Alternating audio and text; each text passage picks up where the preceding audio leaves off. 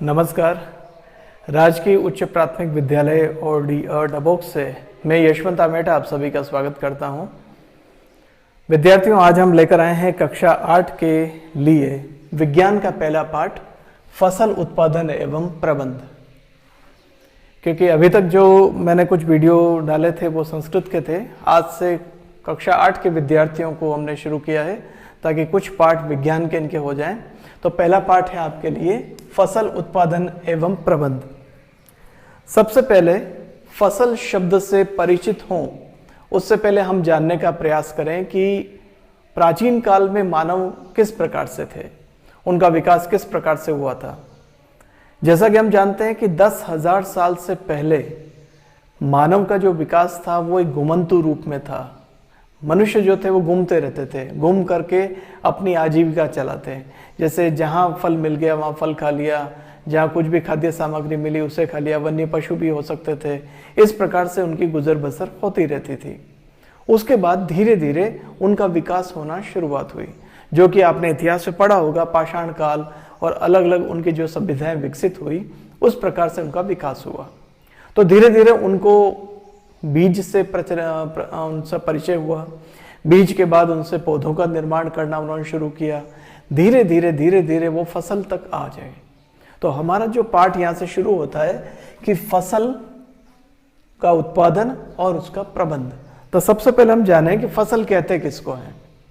सबसे बात हमारे मन में आती है कि फसल किसे कहते हैं, कि जब एक ही किस्म के पौधे किसी स्थान पर बड़े पैमाने पर एक साथ उगाए जाते हैं उसे फसल कहते हैं।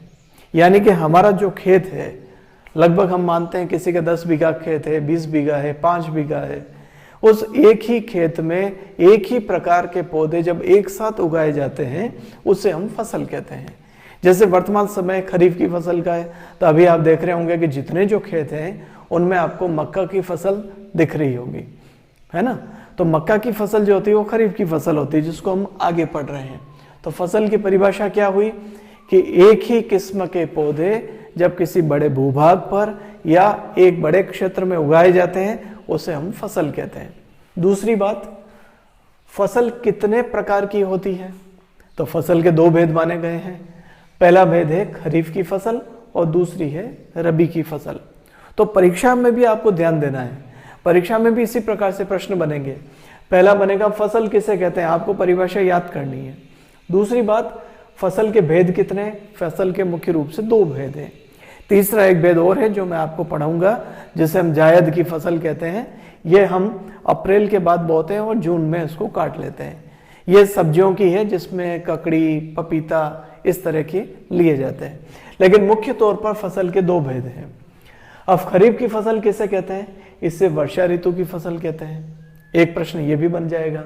फिर इसे कब बोया जाता है, इसे जून या जुलाई के महीने में बोया जाता है और सितंबर के बाद इसे काट लिया जाता है। तो इसका मतलब यह फसल जून से सितंबर के दरमियान होने वाली फसल है।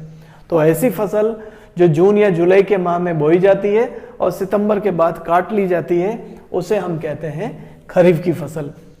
फिर अगला प्रश्न बनेगा कि खरीफ की फसल कौन कौन सी होती है।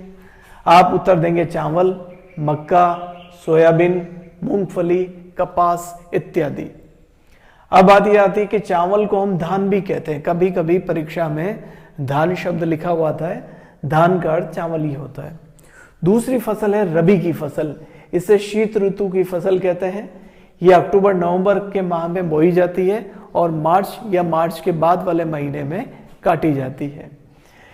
इस ऋतु में होने वाली फसलें होती है गेहूं, चना, मटर, सरसों इत्यादि। ठीक है, तो आपके प्रश्न क्या बन सकता है, फसल किसे कहते हैं, फसल के भेद लिखिए। तो फसल की परिभाषा आपके सामने मैंने बताई। फसल के 2 भेद हैं जो आपके सामने लिखे हुए हैं, खरीफ की फसल और रबी की फसल। अब बात यह आती है कि इन फसलों को प्राप्त करने के लिए हमें क्या क्या क्रियाकलाप करने होते हैं। अब यहाँ क्रियाकलाप मैंने कुल 7 लिखे हुए हैं। सबसे पहला है मिट्टी तैयार करना। दूसरा लिखा है बुआई करना, यानी कि बीज बोना। तीसरा है खाद या उर्वरक देना। तीसरा है सिंचाई करना।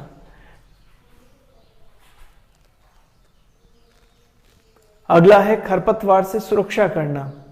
अगला कटाई और अंतिम है भंडारण। सबसे पहले हम बात करते हैं मिट्टी तैयार करना।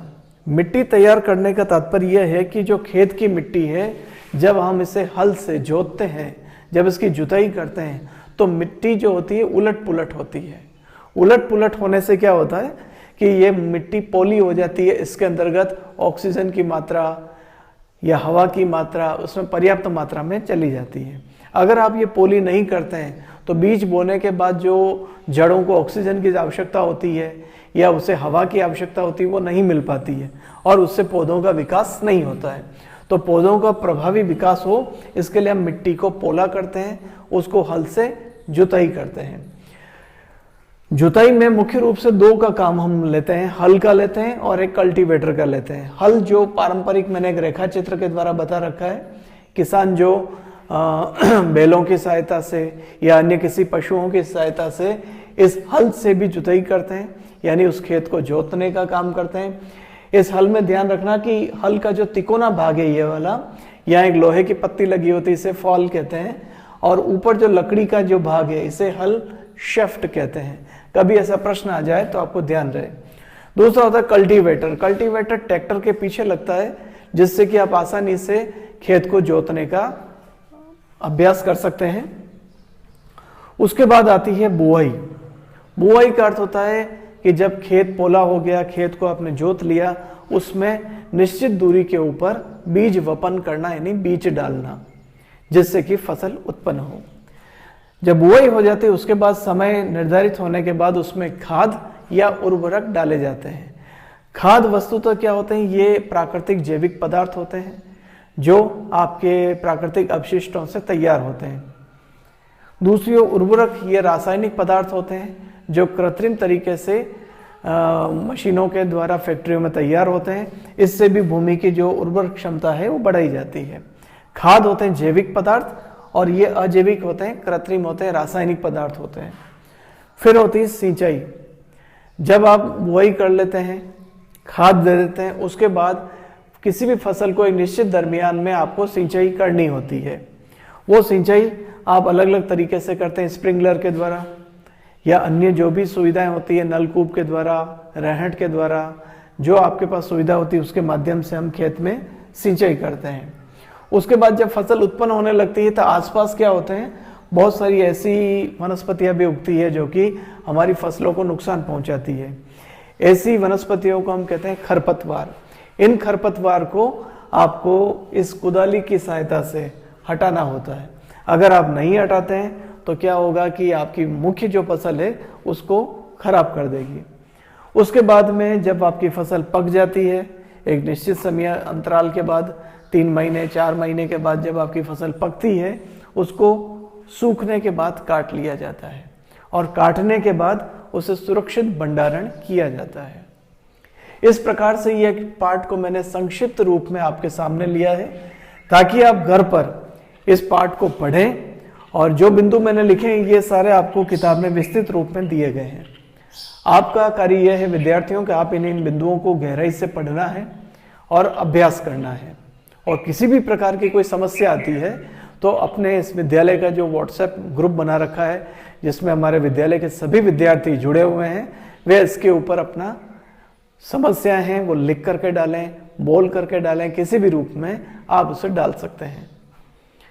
दूसरी बात, हम संस्था प्रधान श्री रविंद्र सिंह जी देवल और हमारे सभी सहयोगी जो साथी अध्यापक हैं उन सभी का हृदय से आभार व्यक्त करते हैं कि आपके कारण ही हम इन विद्यार्थियों तक ये वीडियो श्रृंखला पहुंचा पा रहे हैं। धन्यवाद।